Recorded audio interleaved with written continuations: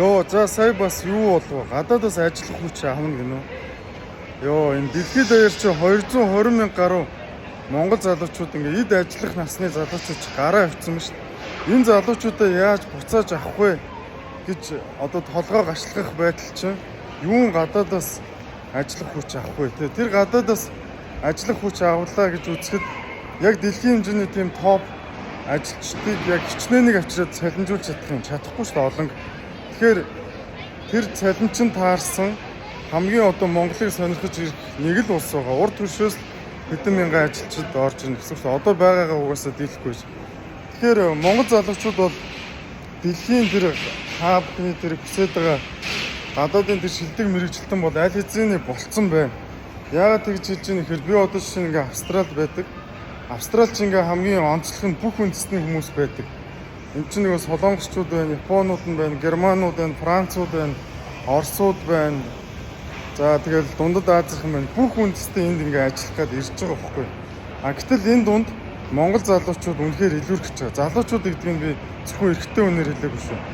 Ер нь залуучууд гэдэг чинь нэг 20-оос 45 нас хүртлийн хүмүүс бол орчиж байгаа шүү дээ. Тэгэхээр энэ олон улсууд Монголд ирүү очих юм бол Монгол бол өстой дорой өгчөр юм. Харин энэ хүмүүсийг яаж буцааж авчих вэ гэдэг гол асуудал энд ярих хэрэгтэй. Энэ дээр хуулийн одоо гой гаргалгаа хийж өгөх хэрэгтэй. Энийг л ярих хэрэгтэй болохоос юм гадаадаас гадаад хүмүүс оруулж ирэх те. За Монгол залуучуудаас асуухаар нэг л зүйлийг хэлдэг байхгүй. Би одоо Монголд очиод энэ ажлаа хийгээд энэ цалингаа авч чадахгүй. Одоо очиод таних ч юм байхгүй. Одоо би ингээ Монголд хинч биш болно гэж байна. Яг үүнд бол үнэн бохгүй. Тэгэнгүүт одоо юу гэдэг нэг түнэл ингээд түнэлийн өрөмний одоо юм мастер болсон хүн бай гэж үзэхэд Монгол очиж хийх ажиллах танил талгүй бол ажиллах. Гэтэл энд чинь ингээд ийм эрүүл тогтолцоотой хэн одоо хийж бүтээж чадна тэр хүн дэш шийдвэрчдэг. Хэн хийхгүй залхуур нь хэн харилцаа муу байна, хэн хэлсэн үгэндээ өрөхгүй цаг барихгүй байна. Тэр хүн бол энд бол ингээд дэвшихгүй гадаад арчигтай байхгүй болж байна. Тэгэхээр аль хэзээний энэ шаардлагыг монголчууд хангаад амжилтанд бол аль хэзээний хүрсэн байна.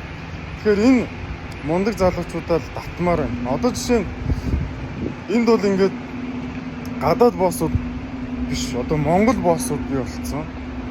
Тэнгүүд яаж юм гэхээр нөгөө солонгосчуудыг чи ажилд аваад шүү багтмаар байгаа шүү дээ. Тэгээ энд чинь одоо ингээд нэг манай ажлын нэг залуугаас ихэд нэг бутан залуу, энтгэг залуу бүтэн өдрийн турш надад ажиллаа заагаад өгөөч би үнэгүй ингээд дагалдыг гуугаад хажууд нь суучих жишээний ч юм уу тий. Тэгэхээр ингээд монгол залуучууд бол энэ олон үндэстэн дотор бол үнэхээр илүүрхэж бол чадж байгаамаа. Харин энэ залуучуудаа л бид нэр одоо Монгол руугаа татах одоо хамгийн чухал байна. Тэгэхээр энэ дээр хуулийн төсөл боловсруулж өгөөч гэж гуймаар байна.